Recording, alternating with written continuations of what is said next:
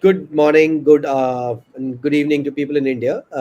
Welcome to this episode of Fashion Forward, the podcast that goes deep into the trends and technologies that have that we are seeing in the world of fashion, especially the fashion retail and fashion e-commerce. So, in today's podcast, what we'll explore is how is technology and approaches like AI, personalization, and sustainability are transforming the US fashion market. Uh, because we have seen certain changes happen in the US fashion market over the last, let's say, about 36 months. And what we'll explore today is how they have impacted the larger market, which of these are sustainable, what are the technology and business imperatives that are driving these trends. And to discuss that, I have two experts today. I have DJ, who's the co founder and CEO of Iksula.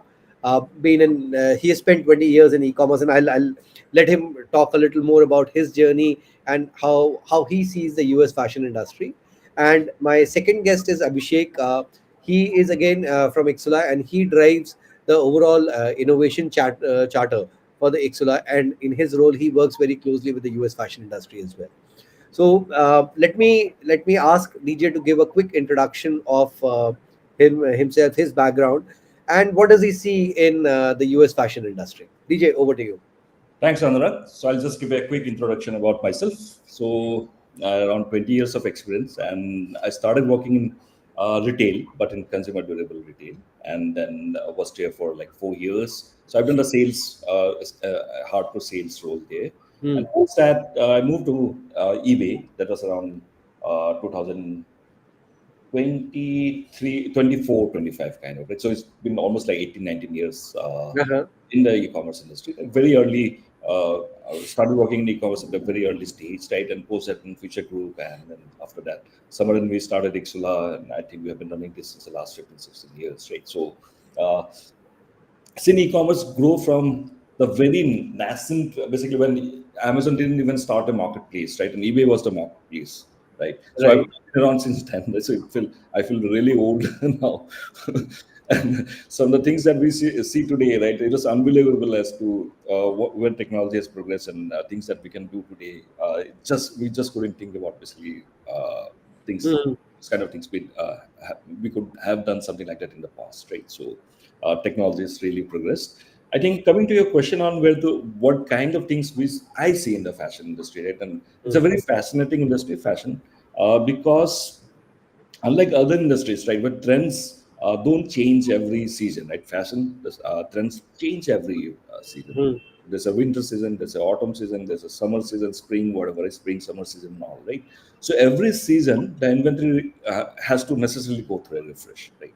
So which means basically for every season you need to design, you need to create fresh designs, right? And then fresh production cycles, fresh inventory cycles. The store has to be changed to the new designs that are coming to the store, right? So visual merchandising in the store changes, right? There's a lot of change which goes on every season, right? So by default, fashion is an industry where trends change every season, and accordingly, Hmm. businesses like go through some kind of a mini disruption every like season, right? So this industry is used to seeing basically changes every season, right? So having said that, I think some of the bigger business trends that we are seeing, right, which I see based on our conversations with a lot of clients, right? So we do Hmm. have a lot of fashion clients, right? I think the first trend in which seems to be the most talked about nowadays is the rise of fast fashion, right? So we had Hmm. fast fashion like 1.0, which is Zara, the likes of Zara coming in and really disrupting the fashion industry, right? So but I think now it has been turbocharged, right? So today we have Hmm. the likes of Temu and we have Shein, right? These are two new names which have arose in the last 3 4 years, right? They are really shaking at the fast fashion industry. uh, they use a lot of data, social media marketing, innovation in production, right? Their cycle times today from designing to basically inventory on the floor is like 21 days, right? You just can't imagine, right? So other typical retail players and brands work with design to production to floor cycles of around like 6 to 9 months, 6 to 7, 8 months, right? Theirs is a 21 days cycle, which is like which gives them a lot of competitiveness in the Hmm. market. The second trend which I see is hyper personalizing, right? So Mm-hmm. the way I think about hyper personalizing, right? So I'm a little on the older side, right? So on the just started my 50s, right? So when we used to be young, right? So when you go to, you didn't have like a lot of ready-made garments then, right? So the way you used to get clothes done is, right, you go to a tailor, right? So Right. Right. real a person basically who takes your measurements, and so there's Mm-hmm. something called a tailor, right? Maybe millennials and Gen Z they might not even have encountered or seen anyone like a tailor, right? So there's something called a tailor. He's a person, right, who Uh-huh. takes a, and based on your specific measurements and taste and style preference and also, right, he makes a very custom dress to you, a dress for you. That's how the experience used to be. And because you go to the same tailor again and again, right, he knows your taste, he has your Right. measurements, right? So when you turn up at his shop, right, he knows exactly, Anurag is coming and he's a guy who likes slightly younger, whatever taste and all, right? This experience is just not possible in the ready-made world, right? And of course in e-commerce also it's very difficult to make this experience. The set of people who still deliver that kind of an experience are the luxury fashion guys, right? So if you Mm-hmm. go to Gucci's or Louis Vuitton's kind of, right, they're still able to give that experience because you know what, it's a luxury brand, right? You still have the designers, you have the tailors, you go there, they know your custom taste, right? They would have a diary basically where they would have noted down what kind of stuff you like, what kind of your measurements and so on and so forth, right? Of course, because there are like humans involved in this entire process, right? It does become expensive because the tailor has to finally make something which is very custom to you. Right? So they are still able to do it, but other people are not able to do it. But today, with the availability of a bunch of tech, and I think we can speak about it later, right? So that level of personalization can be done in today's world, right? Even through e-commerce. Trend three is omnichannel. Mm-hmm. Omnichannel earlier used to be just enabling buying across any channel, right? So today, I think omnichannel has gone beyond that, in which you're trying to give the same experience for a customer across all the different channels that you could be implementing in, Mm-hmm. right? And beyond the experience, it also that the history of the customer in terms of what he has bought, what are the challenges he had, any Mm-hmm. customer issues, right? That piece of information is available across all the channels, right? So his browsing habits, his trials, shopping, what did this shop in the Mm-hmm. past. This set of information is available across all channels, right? Which also gives the uh, brands and retailers the ability to give a very custom experience. The fourth trend is basically customers are increasingly becoming more and more environmentally Mm-hmm. conscious. Easy concept to understand. Let me not talk about it. Got it. Got it. So we are looking at four very significant trends. We're talking about the rise of fast fashion. We're talking about hyper personalization. We're talking about omni-channel, and then the sustainability angle. And I think if I were to guess, brands and retailers would be struggling to balance out these four. But what are the factors that have enabled the rise of these trends? I mean, what was the origin factor? What was the sequence of events which led to the rise of these? DJ, would you throw some light on that as well? Okay, let me just touch on it briefly. Mm, The key underlying technologies which are enabling the above trends, right? The trends mm, that four trends that we spoke about, right? Are AI, data, insights, metaverse, AR, hyper personalization, tech mm. stacks, right? So technology is accelerating and it is made available due to the acceleration in technology, data, Mm, AI. It's made available a couple of tools, right? Like PIM technologies, DAM technologies, mm, CD technologies, right? Which allow you to do all these levels of achieve this level of personalization, achieve that level of design to production short cycles, right? So technology is primarily driving that, right? And this trend is only likely to go up. Right? We read a McKinsey report which say that mm, typically, a fashion company would invest right 1.6 to 1.8% of the revenues in technology, right? mm. And this is the current state, and that is likely to go up to 3 to 3.5%, which is doubling by 2030. The 6 7 years time frame, right? So therefore, the innovation pace is only likely to expedite. Got it.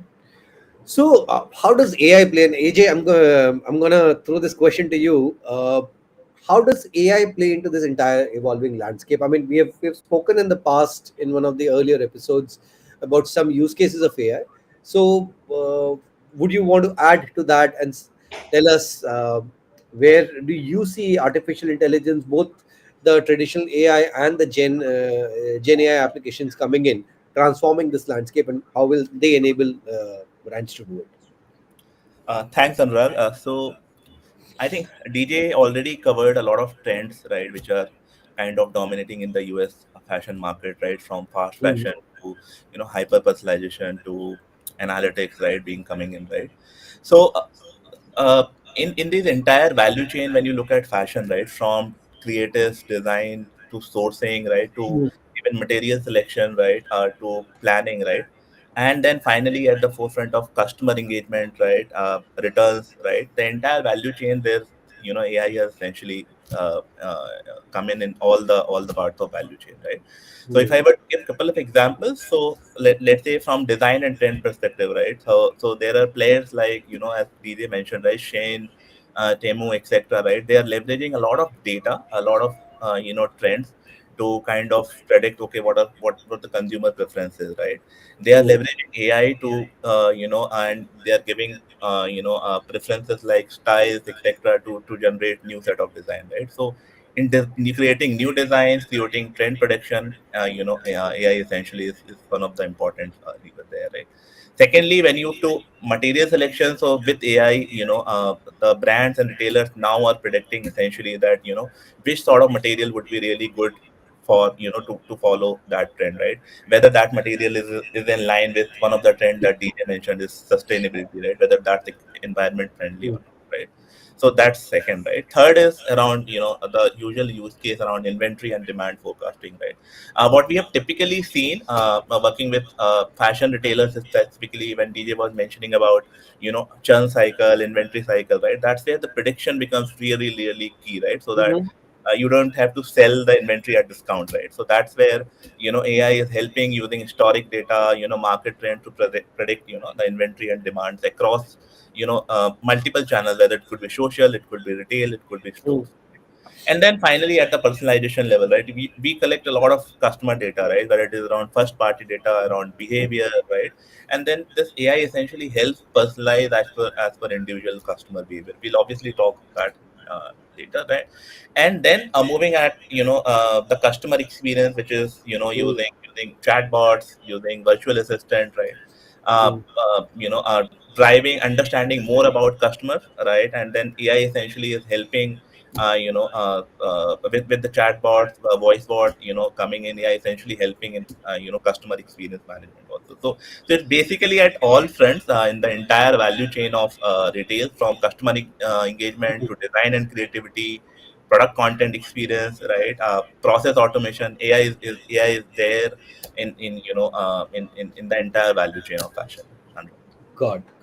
And what about the good old data analytics? I mean, see, I got into retail analytics for the fashion industry. It was for Marks and Spencer 20 years ago, where we are trying to predict in-store trends and what is happening, and could you do inventory, could you do sales prediction at that point of time. So now, is it still relevant? Do Can customers still see ROI coming out of that? Your traditional analytics? So, Anurag, honestly, if you look at AI, what we spoke around AI, right? So, data is the foundation for AI, right? Mhm. So, data is something that fuels AI, right? So, and obviously, when data is there, analytics would always be at the forefront, right? So, now, retailers and brand are powering more and more data and using a combination of AI and analytics to, Mhm. essentially play a role in the entire value chain, right? To again give couple of example, very simple example, as we said around trends, right, which is around design and trend production, right. So retailers like Shein, Temu, they are essentially collecting a lot of data from social preferences, social Mhm. media. They're collecting a lot of data from customer reviews, customer trends, right, and then basis that they are predicting, okay, this is the design, or this is the color, or this is the pattern that they need to launch in the market, right. Once they launch that pattern, then they are again taking customer feedback to have more repeat cycle for that pattern or that trend, right? So again, data is at the core, right? Similarly, if you look at the personalization angle, right, Mm. customers come to the multiple channels, right? Whether it is social, whether it is web, whether it is at the stores, right? The customers are giving a lot of data, right? Now it's up to the retailers to leverage that and personalize based on behavior, etc., right? So for example, a source, right, a retailer based out of US, right? It leverages essentially the clicks, purchases data, to kind of suggest a complementary complementary product which goes with the customer outfit, right? So that's again one of the important trend, right? So Mhm. again, as I said, data is something that fuels AI, right? Mm. And it is always going to be there, right? And it is going to be the key pillar, driving growth and for fashion retailers. Got it. Got it. And when we look at personalization again, DJ spoke about hyper personalization, and that was a very relevant example. Yeah. So it seems like we've gone from the age of hyper personalization uh, in a very low tech environment to a age of non personalized offerings in a high tech environment, to again the needle is moving back to hyper personalization. So what are you seeing in, and I would look at what are maybe two or three things that are going to be very relevant for fashion retailers and fashion brands in, let's say, the next 12 to 18 months. Got it. So, Anurag, when we talk about personalization, right? So it's not limited to product recommendation, right? The typical cross sell, upsell that you see on the platforms, right? It's again how you're leveraging customer preferences, right? And then personalizing, as per individual references. If you can present that slide, Anurag, Oh yeah. which I have shared, right? I would be able to put that point really across, right? So if you look at this, right, how you know uh, when we say personalization, and when we talk about hyper personalization, it is as per individual, right? So let's say if I am talking about Abhishek, right, how a retailer or brand is aware about my touch points, or my Mhm. interaction with retailer or brand at each channel, right? So if you look at this clearly, right, it is showing what engagement I had with the brand, right? Mm. It's capturing my preference, right? It is capturing my location, right? It is capturing my history, right? It is obviously telling what kind of customer I am, right? So Mm. these kind of a touch point, or these kind of data essentially helps in one view of customer, right? Once you have one view of this customer, right, it's really easy to personalize across the channels, right? Because nowadays, with then the customer, or any customer is expecting a very individualized and personalized behavior across the channel, whether you are at the store, whether you are at the website, right? And somebody who's cracked, to give an example, is Nike, right? So if you Mm. visit their store, right, they are able to recognize that, okay, this is Abhishek, whose past history is XYZ orders at a particular social channel, right?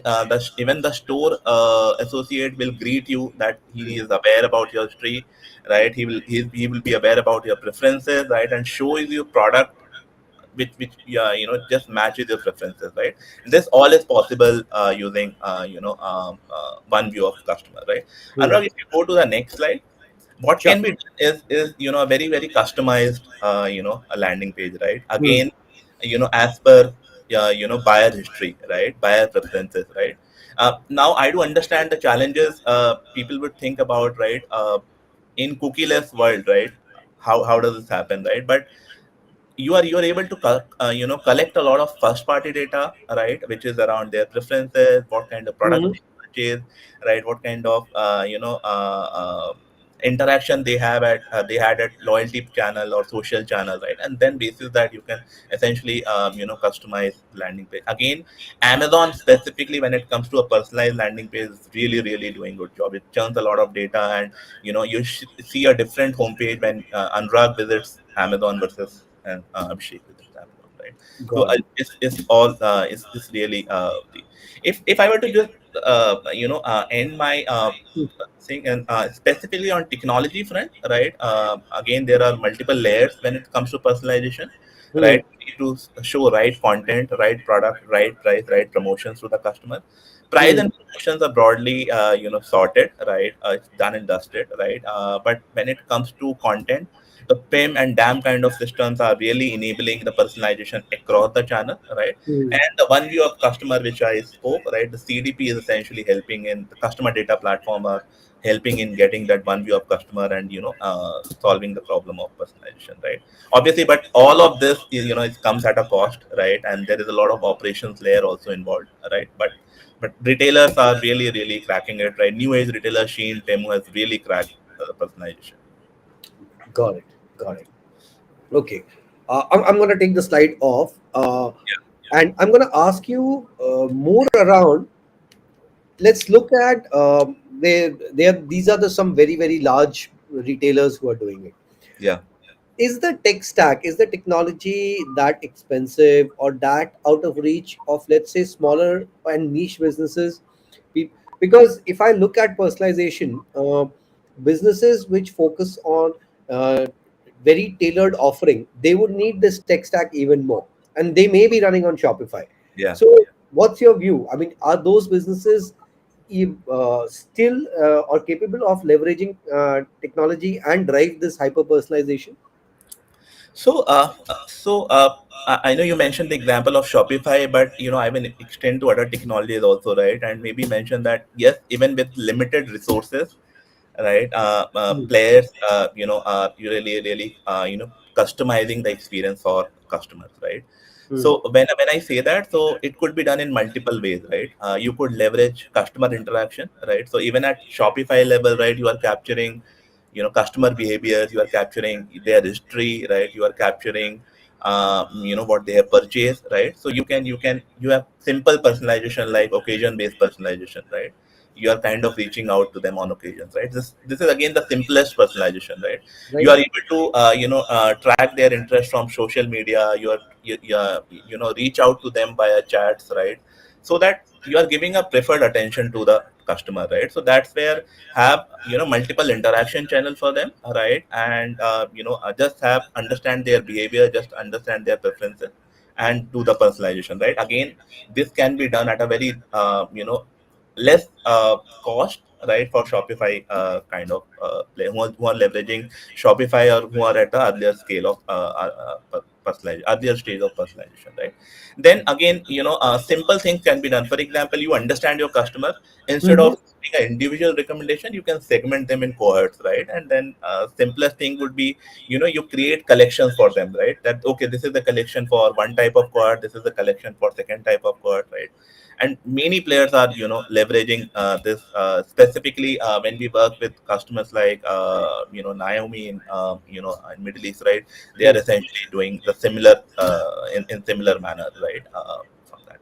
And then there are low cost marketing automation tools also, Amra, right? What Hmm. it does is it takes customer data, using some AI, they kind of segment the customer, right?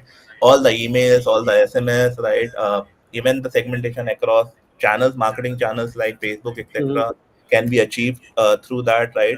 You can understand okay what kind of product customer has bought, right? So these kind of low cost tools are also available, right? But obviously it will not really do an individual personalization, but at a cohort level, people are leveraging personalization and obviously are seeing the improvement in revenue, etc. Got it. Got it. Great. So now let's look at, we've spoken about how technology can drive personalization, how the fast fashion is moving. Let's look at sustainability, how sustainable it is. So, DJ, and I'm going to throw this question to you. Where do you see technology playing a greater role and enabling all these businesses to do this, to drive this innovation, but do it in a more sustainable fashion? So I think AJ was speaking about demand prediction, Mm. inventory optimization using data and analytics, right? And AI helping us to do personalization and all this fast fashion translating to shorter production cycles and so on, right? I think the underlying thing which is happening in this entire thing, right, is that we are able to match demand and supply very closely. Hmm. Just the ability to match demand and supply means that you know what. lesser inventory is going to be wasted, right? Typically, 30-35% of a season's inventory is generally like discarded, right? Or goes in seconds, or finally, basically, it's discarded, right? So, this waste don't happen, right? So, I think that itself leads to a more sustainable future. But having said that, this other dynamic of fast fashion, where Hmm. basically especially the younger audience, right? They like to buy fast fashion, cheaper products, right? And fresher styles, always the latest styles, right? So they would typically use one product for like say 6-8 months and throw it off, right? It creates Hmm. another kind of waste, right? So uh, Yes, yes. I think it's. But having said that, generally you will also see that the younger audience is more environmentally aware. They're more aware, generally more sustainability oriented. Right? So Hmm. maybe somewhere at some point of time, some balance will emerge, right? So of course, this is the consumer taste change, cultures change, right? So we don't know where the balance is going to come. But I Hmm. feel that at some point, some kind of balance is going to be there. But I don't know if it's going to be a more sustainable outcome as compared to today, or it's going to be worse outcome because people are changing their clothes very fast. Yeah, God, absolutely. And I think this is where we are hearing the buzz around circular economy. So Decathlon is someplace I've been following what they have been doing around circular economy, and because they have this very strong network of stores, they are trying to enable their customers to come back, return the older product that they don't want to use, and pick up the new product and create this whole loyalty program. That's a conversation. That's a whole new podcast that we'll have to do, and we will do that. DJ and Abhishek at some point of time. But I'll leave that thought here. Looking at the possibilities, there's obviously the other side, which talks about the challenges. There are going to be technical challenges. There are going to be challenges around financials. But I will start with a very key one. What are the ethical challenges? One, it looks at from a data point of view. I mean, there's a lot of customer data that is being used to drive that personalization. Does it go into the realm of let's say breaching the privacy? How does businesses, or how do businesses deal with GDPR? Abhishek, any thoughts? So, Anurag, as we spoke around personalization, right, and the use of AI, which leverages a lot of customer data, preferences, etc., right? Obviously, there are concerns around, privacy, right? And we are, retailers or brands are capturing the data around, they're tracking the customer, they're tracking Hmm. their preferences, right? Obviously, there is concern, right? So, but uh, uh, GDPR, CCPA, right, are there, right? And every country is now having their own rules around privacy, right? And then obviously, retailers and brands definitely should adhere to data. So they should keep in mind what data they are using, right, around customers, right?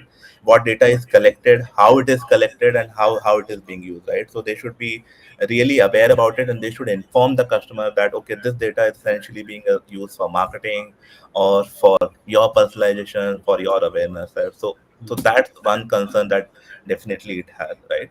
Second concern, if you look from purely people, the fashion retailers are leveraging AI, right? Second concern comes in, is around biases also, right? Hmm. You see in AI, right? So that's another concern that's being kicking in, right? Especially because it could happen that some of the demographics, when the AI model is trained, right? Some of the demographics are like overrepresented there, right? And Right. that kind of skew the personalization or recommendation, right? Because again, the underlying technology is AI, right? So as retailers, as brand, right, definitely they should train across a balanced set of data, right, so that it doesn't really skew, right? So, because then that gives essentially unbiased recommendation, right? So obviously the leader, the CEOs, CIOs has to kind of strike a balance between how they are leveraging data, right, customer data, etc., right, and also enabling the customer experience. So that still would always be there. God. God.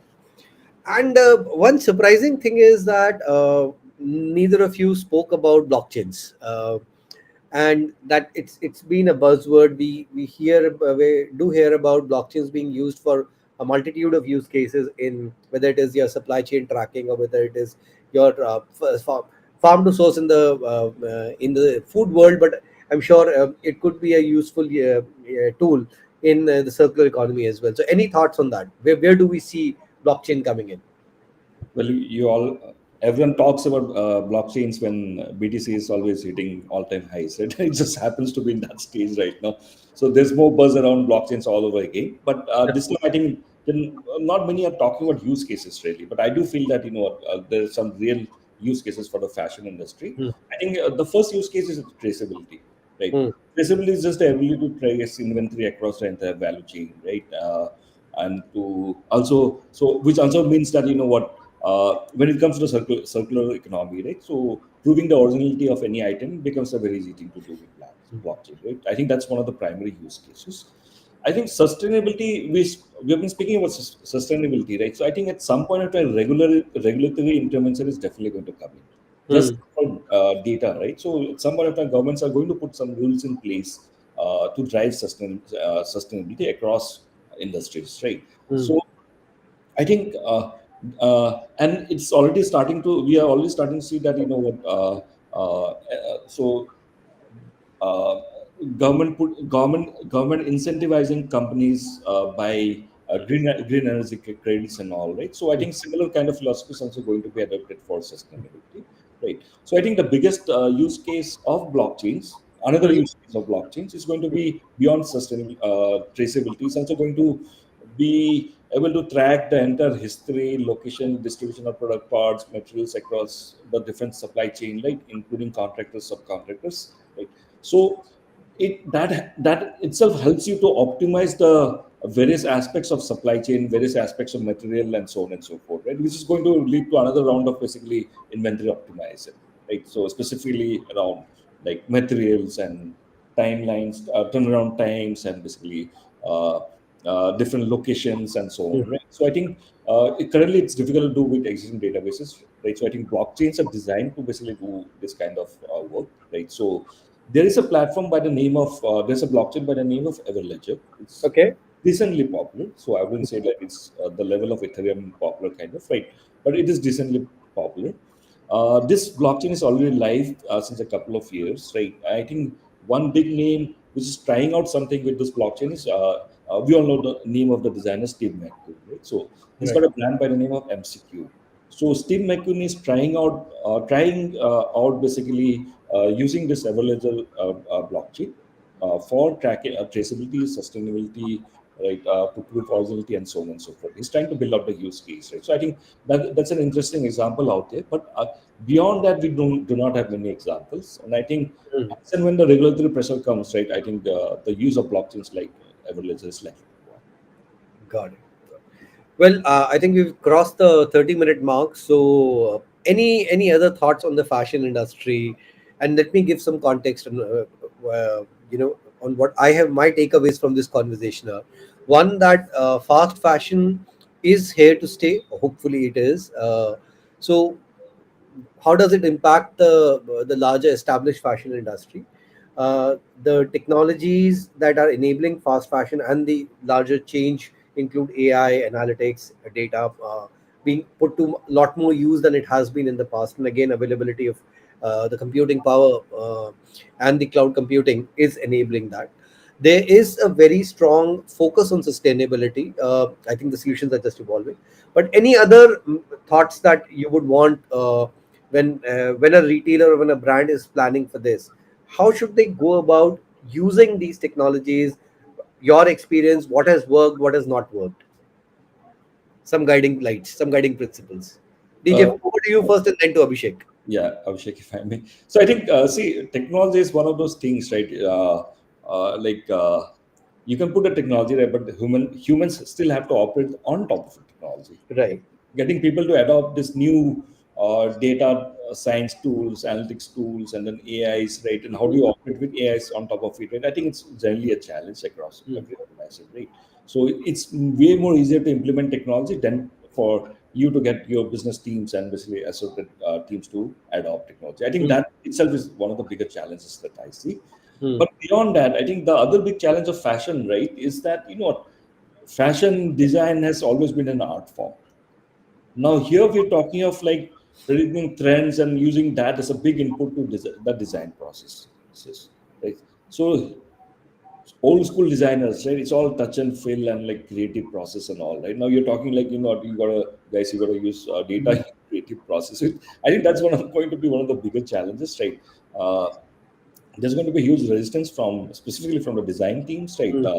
So how so therefore basically maybe with time what is going to happen is that, right, a new breed of designers is going to emerge who are generally technology savvy, younger, right? And tech is an integral part of their general life, right? And they have seen basically like they have started to play around with tools like Dolly and Chat GPT and whatever, right? And they do understand the role that tech can play Mm. in creativity, right? So I think basically with time, brands and retailers do not have any Mm. option to adopt this. Right? I think that's the path that the industry will have to take. Got it. Got it. Abhishek, any final concluding thoughts? So I think, as DJ mentioned, right, a new breed of talent would appear, right, who can essentially, leverage technology, right. So designer would emerge who understand AI, who understand trends, who understand data, right. So, but because fashion forecasting is on steroid at this point of time. Sheen and Temu has really revolutionized, right? And the other players are competing with them to leverage as much as prediction, as much as Mhm. AI to cope up with demand. So that's definitely one trend, right? And we'll see new breed of designers, etc., would come in, right? Another thing that would be a largest focus for this, and obviously next 3 4 years, is shopping, which is more and more personal for customers, right. Mm. That's where customer data, right, engagement for customers would become more and more important for retailer, obviously leveraging the technology, right. So obviously, so overall AI technology is in the fashion is kind of will lead to more and more innovation, right. Mm. Has already brought a lot of efficiencies, right? In whether it is forecasting or whether it is supply chain, we are seeing a lot of Mm. efficiencies for our customers also in the entire value chain, right? However, there are concerns, as we already discussed, around privacy, around ethics, right? So those are something which would evolve, in the coming days, right? Got it. Got it. I think this has been a fantastic conversation. My key takeaways again, and I'll summarize it for our audience who's just gonna take the last hear the last 5 minutes of it. I think what I learned was the U.S. fashion industry, in particular, what we spoke about, and probably the larger global fashion industry, is in for a significant transformation. I think driven by the emergence of fast fashion. Probably even the user behavior is changing, given that a very large part of the audience is mobile first and looking at videos. TikTok is a big platform where trends emerge and have to be spotted by these guys. That's definitely creating a massive disruption. We are looking at AI playing a very significant role across the value chain, right from predicting predicting trends to helping in automating the entire fashion value chain. There is a very strong element of sustainability that is going to emerge, and businesses will have to account for that, both to appease their customers as well as to make sense for their bottom line, because the final element would be regulation, both on the data side as well as sustainability. So I think it was a very, very interesting conversation. DJ and Abhishek, thank you so much for your time. Any final words you want to say? And I hope we do this again, maybe probably maybe in about like 6 to 8 weeks. And I would love to hear more updates on what's happening in this industry after that. Any final thoughts, DJ? So I think I'm traveling to Shop Talk end of this week. Shop All Talk is right. in Las Vegas, right? So I'm meeting a bunch of like fashion retailers and brands. Mhm. And so of course, basically, uh, so it's always best to learn from practitioners, right? So and they're the brands and retailers. So I'm sure basically I'll pick up something more interesting than what we have discussed, right? So some of the latest things that they are working on, right? So happy to share basically insights when I'm back. Definitely, DJ. So let's put some time in the calendars for Sure, about maybe 3 weeks from now, and we'll reconvene and have this conversation again. sure, sure. All right. Okay. Thank you so much, gentlemen, for taking time out on a Wednesday evening. Have a great rest of the week, and DJ, have a great trip to Shop Talk, and have a good time there. Thank you. Thank you so much, Thank Anwar, you. for hosting Thank us. you, Thank Anwar. you. Yeah, Thank thank you. you, Thank you. buddy. Bye bye. Okay.